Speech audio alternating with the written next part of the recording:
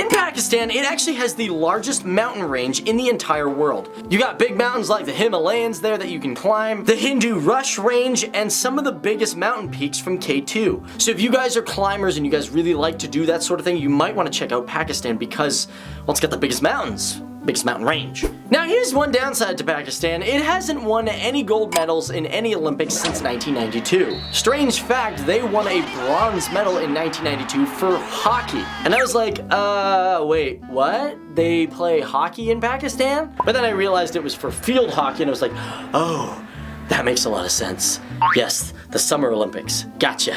Now, if you guys are a big fan of football, or what the Americans call it, soccer, you might find it interesting that over 50% of the footballs that are shipped around the world are made in Pakistan. And they say over 60 million of them are still hand-stitched from a town called Sialkot. Also, NASA has done studies on their balls and found out that the 2014 ball for FIFA was the best ball ever made. That's right, Pakistan did that right. Now, Pakistan, when it comes to its import-exports, believe it or not, it actually imports more than it exports. Currently, its exports equal over $47 billion, with its exports being $28.3 billion. The biggest being like house linens at 11%. They also export rice, making 7.9%, and non-retail pure cotton yarn at 7.2%. A lot of their imports are crude petroleum and even refined petroleum. Now, Pakistan, it might sound like a small country, but that is far from the truth. Firstly, its population stands at the 6th largest in the entire world. They currently have 182.1 million people,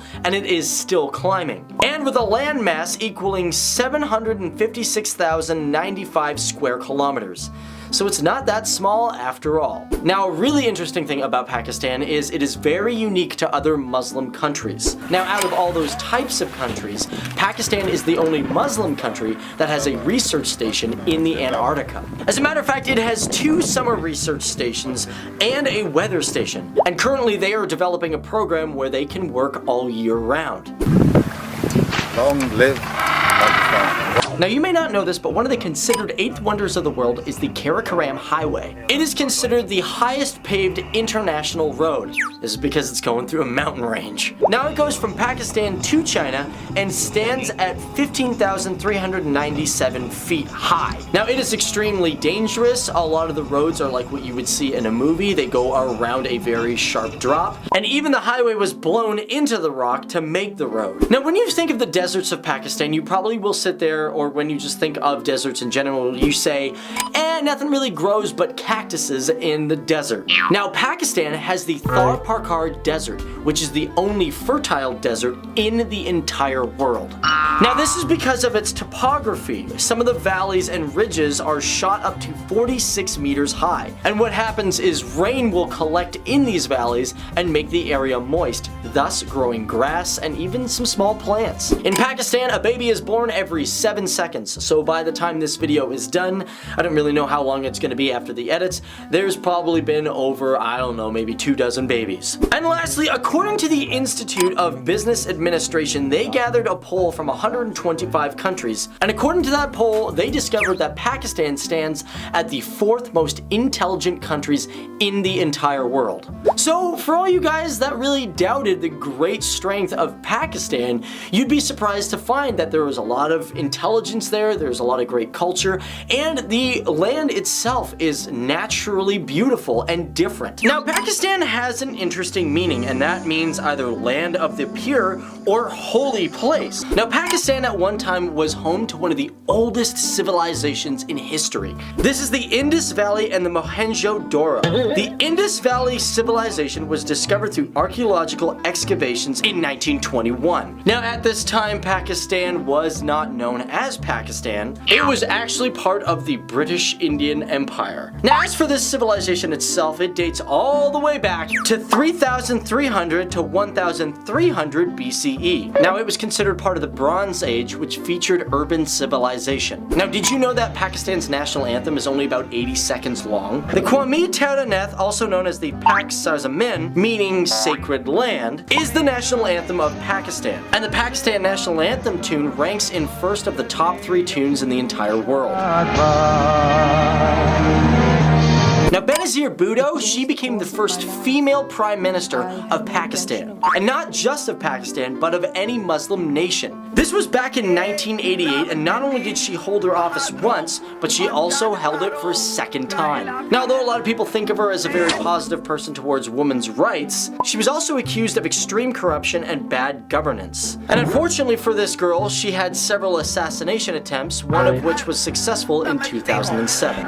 In 1965, Pakistan had its second war with India over Jammu and Kashmir. Now this is because after the British left, they divided India into two separate entities. There was also India and of course the Muslim nation known as Pakistan. Now Jammu and Kashmir were predominantly Muslim in population, but they had a Hindi leader that shared both borders with Pakistan and India. Now like I said, this was the second war, but the first war was between 1947 and 1948, and that one didn't end until the United Nations intervened. But as for the second war, which began in 1965 over the same disputed territory, the 17-day war caused thousands of casualties, and also had the Battle of Chawindo, which happened in 1965 on September 7th to 22nd. And this was considered the largest tank battle since World War II. Fortunately, because of the intervention of the United States and the Soviet Union, the war ended with a ceasefire.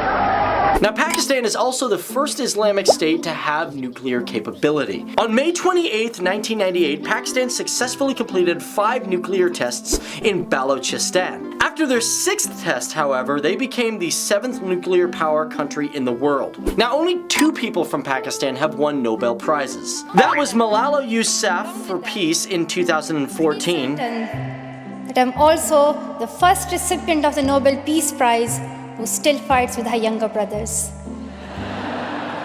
And Abdus Salim for physics in 1979. Now, Pakistan also has the 7th largest army in the entire world. They have over 642,000 people in its army, and you might be surprised to know that most of the United Nations peacekeeping missions are supplied by the Pakistan Army. Now, the 2nd largest salt mine in the world is also located in Pakistan. Not only are the Kawara salt mines the world's 2nd largest, but it's also Pakistan's oldest salt mine. And it was discovered by Alexander the Great's troops in 320 BC. That is such a long time ago. And also, Pakistan has the largest ambulance fleet ever. I mean, in the entire world. The Eddy Foundation is the world's largest non-profit social welfare organization. And yes, it runs 24 hours giving medical services to anybody and everybody. The founder, Abdul Sattar Eddy, started the service from a single room, which now has over 300 centers throughout all of the country. But not only that, it also branches into other countries such as Japan, the UK, Canada, and the United States. And you know what, because I'm learning a lot, and I hope you guys are learning a lot, I'm going to throw an extra one in there. This would be number 11. Now, believe it or not, the world's youngest Microsoft experts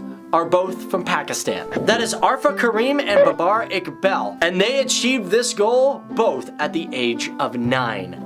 Wow. Now let's talk about the land itself. Now it's rumored that the Bifo Glacier in Pakistan is the longest glacier in the world, but that actually goes to Tajikistan's Fedjanko Glacier. Now the Sayantian Glacier is the 2nd largest, however the only downside is it's shared with India. However, you could say that Pakistan actually has 2 of the largest non-polar glaciers in the world, because although they share the Sayantian Glacier with India, the Bifo Glacier is the 3rd largest in the world, equaling 67 kilometers long or 42 miles. That is a big glacier. Now this is the Tarbila Dam. It's located in Topi, Pakistan on the Indus River Valley. Now it is the world's largest earth-filled dam. Now this began construction in 1968, but it was eventually opened in the 1970s, and it has a length of 90,000 feet and stands at 486 feet high. Now Pakistan is also a country that is pro-education. As a matter of fact, it has a more socialist point of view towards its education system. Its constitution states that the state must provide free primary and second education for its citizens. Now keep in mind, Pakistan does have private schools as well, and the International Schools Consultancy says that Pakistan has over 439 international schools. Now Pakistan also has very unique buses and trucks. Unlike other countries which use simple bumper stickers, the people of Pakistan really love to decorate their trucks and their buses. Now, a lot of these designs are people taking inspiration from their own home, because for some truck drivers, they are away from home for months. Now, these trucks do have a particular name. They are called jingle trucks, and they are known more commonly in Karachi, and usually it's just trucks that are decorated, not really cars or vans. Now, one thing that even surprised me is Pakistan has an extremely large irrigation system. And when I say extremely large, it's actually the largest irrigation system in the entire world.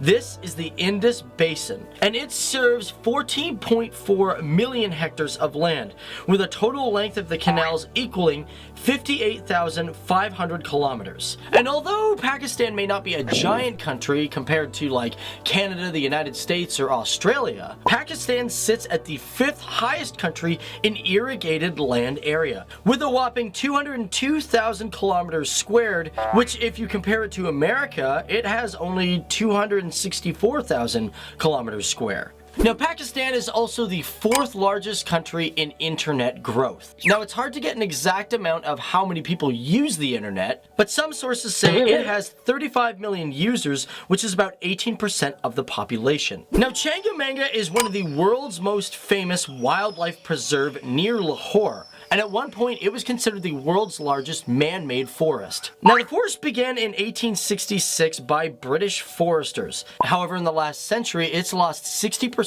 of the forest due to deforestation. However, in 2001, news broke out, and since then there have been attempts to replace the artificial forest. Now, in our last couple of videos, we also talked about how Pakistan has the 6th largest military force throughout the world. But how big is this army? Well, firstly, their army has an age group of 16 to about 49 years old, with an active personnel of approximately 613,000, with 513,000 people being on reserve. I don't think I've ever seen the reserve unit almost match the active unit. That is pretty insane. Now, as for spending money on its military, it ranks at 25th in the world when it comes to spending. Again, it is also hard to say how much the military truly spends on its efforts, but some reports say that it spends $7.6 billion across its 6 sections of its military, from Army to Navy to the Air Force. And last but not least, guys, let's talk about polo, because it's a pretty popular sport in the country. Because we can't forget that Pakistan also hosts the highest polo field in the world. It's called the Shandir Top, which is located in Gilgit, Pakistan, and it is more commonly known as the rooftop of the world. The field hosts yearly competitions between Gilgit and Chitral at an elevation of 12,200 feet. So Pakistan, she is a country that is surrounded by other giants, such as Iran, Afghanistan, China, and their neighbor to the east, India. And with all these countries, their border is shared along 6,774 kilometers.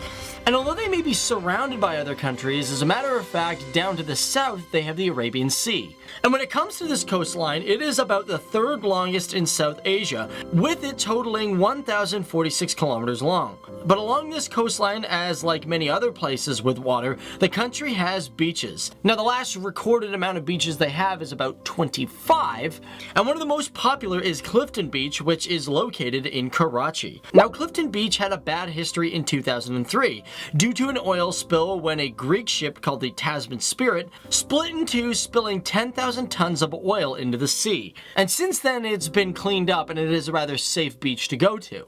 But not all these beaches are on the sea, but are actually freshwater beaches.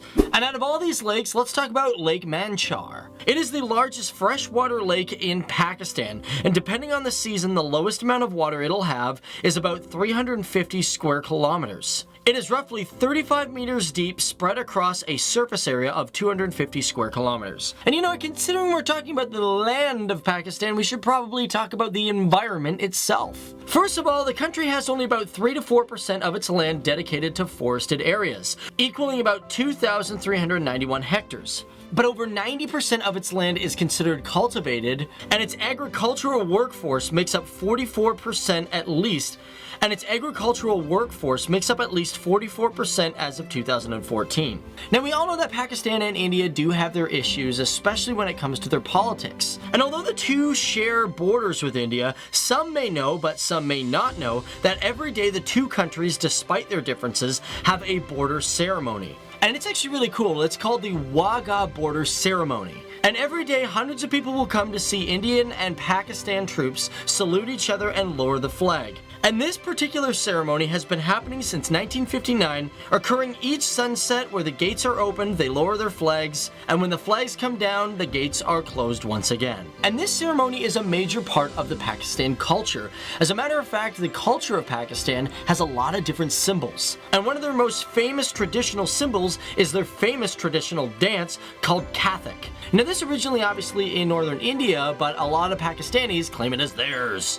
Now, it derives from the Sanskrit word katha, which means story, and the dance of Kathak is made to tell a story within its movements. Now, we can't talk about Pakistan without forgetting about their contributions to the film industry. Now, their films may be very similar to Bollywood movies, but for Pakistan, their style of film is called Lollywood. The reason for this is because the film industry in Pakistan was started all off in Lahore. And with other cities like Karachi and Peshawar, Pakistan makes over 40 films a year, with the first film ever to be made, Hashan Ka Daku, in 1930, which was directed by Abdur Rashid Kadar. Now, have you ever seen these sort of dresses? Yeah, they're very famous in Pakistan. You might see a lot of people from Pakistan wearing them, but they do have an actual name. These traditional and national outfits are called shalwar kameez, and this national style of clothing has been around for a long time, and it's not just for girls, it's also for guys as well. Pakistan is also a country that has over 157 protected areas. Now, they are all recognized by the International Union for Conservation of Nature, and 26 of them are national parks. 72 are wildlife sanctuaries, 66 are game reserves, and 9 are marine areas with 2 biosphere reserves. And of all these national parks, we gotta talk about Lal Sahanra. It is the oldest national park in Pakistan with over 65,791 hectares. It's been around since 1972, and even to this day, it is still one of the largest national parks in all of South Asia. However, when we talk about Pakistan, we also have to talk about its relationships, as Pakistan has great relationships with other countries. And one of the strongest is with China, who invests quite frequently into Pakistan. In 1950, Pakistan was the first country to create a diplomatic relationship with China when it became officially the People's Republic of China. And besides having good trade back and forth between the countries also send students and workers to each other's self-respected countries for work and education. Unlike other countries which have provinces, Pakistan has an area that is divided up into divisions. The 8 of them are Balochistan, Punjab, Sindh, Khyber Pakhtunkhwa, Gilgit-Baltistan, FATA, Azad Kashmir, and lastly, the Islamabad Capital Territory. And out of all of these 8, only 4 of them are considered provinces. However, Balochistan is the largest in size, coming in at 347,190 square kilometers, and the smallest being Islamabad Capital Territory, which is only 906 kilometers square. But however, when it comes to population, the Punjab region just dwarfs everything else, coming in at over 91 million people living within this division. Now, did you know that Pakistan has a national fruit and a national flower? And you probably may be surprised to know that the national fruit is a mango and the flower is jasmine. Because come on, who doesn't like jasmine flowers? I mean, they just smell so nice. Now, in our previous video, we talked about how Pakistan was formed. And in further reading, I discovered that because of the Pakistan movement, with its leader Muhammad Ali Jinnah, it is the only country in the entire world that was created completely in the name of Islam. Which I think is pretty fantastic. You know, I mean, a lot of countries are founded for many different reasons, but Pakistan, yeah, because of a religious aspect that's different. Now, all these people who follow the faith of Islam, they have a majority of different types of people. And out of its 88 million plus people within the country, Punjabis come in at 42.15%, roughly making 70.7 million people. Pashtuns are about 17%, being 35 million. The Sindhis people sit at 14%, roughly 24.8 million. There's also the Saraikis at 10% of the population, the Muhajirs that come in at 7.5, the Baloch that come in at 3.57, and of course there are others of many different diverse cultures that come in at 4.66%. And out of all these groups of people, 97% of the country identifies as Islam. And that makes them the second largest group of Islams in a country next to Indonesia. And most of them, roughly 75%, identify as Sunni in faith. But ironically, did you know that Hinduism is the second largest faith in the country? With roughly over 2 million people, which doesn't seem like much, in 2010, Pakistan was listed as the 5th largest country when it came to Hindu followers. Which is kind of funny because, you know, it's such a small percentage of the country, you'd think, okay, maybe it's going to go to another country, but nope, it's going to Pakistan. And when we talk about faith, we might as well move on to the women of Pakistan. It is also sometimes widely believed that people think that in Pakistan, women aren't treated equally. This is obviously due to a misunderstanding of the Quran, but Pakistan actually has a dual system, with its constitution stating that women have the same rights as men. And one thing that's kind of interesting, in 1989, they created the very first women's bank, called the First Women Bank, which is a bank that is owned, run, and for women. And I know you're probably sitting there going, oh, well, what, so what, a bank? Well, what, have they done other things great for women? Actually, they have. Not saying that you're actually thinking that, but some people might, you know? And with that in mind, we should jump back to 1948, which was a year after Pakistan's formation, which the First Lady, Begum Rana, began the first women's voluntary service for medical support for the Pakistan Armed Forces. And this led to the creation of Pakistan's first ever woman unit in the Pakistan Army Medical Corps. And although at that time, General Frank Messervy dismissed combat training, by 1949, Begum was like, nope, I'm not having it, and I'm creating my own unit. And even when Begum created this National Guard consisting of women, the Army of Pakistan actually granted her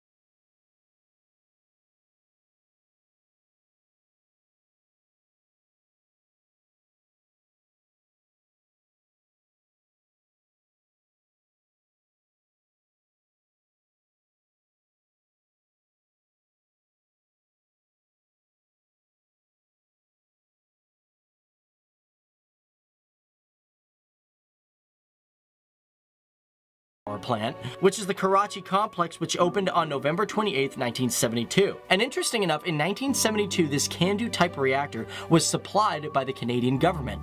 I didn't know that. However, throughout history, it has been shut down in 2002 and reopened in 2006. And as of today, it still runs, only giving a limited 85 megawatts for safety reasons. But however, nuclear power is not the only option for Pakistan. As a matter of fact, they have tons of different types of power. They have hydroelectricity, they have wind, but they also have solar. And Pakistan is making great strides to be more green and have renewable energy. And as a symbol of Pakistan's dedication, the Parliament building of Islamabad is the world's first and only building of parliament that runs completely off solar power. Now, one thing before I get out of here, guys, I want to talk about how Pakistan is proud to be a host of, and that is refugees. Pakistan has taken great strides to accept refugees from other countries, especially that of Afghanistan. And according to the United Nations High Commissioner of Refugees, Pakistan is a country that has hosted a lot of. And in 2017, the United Nations listed that 65.3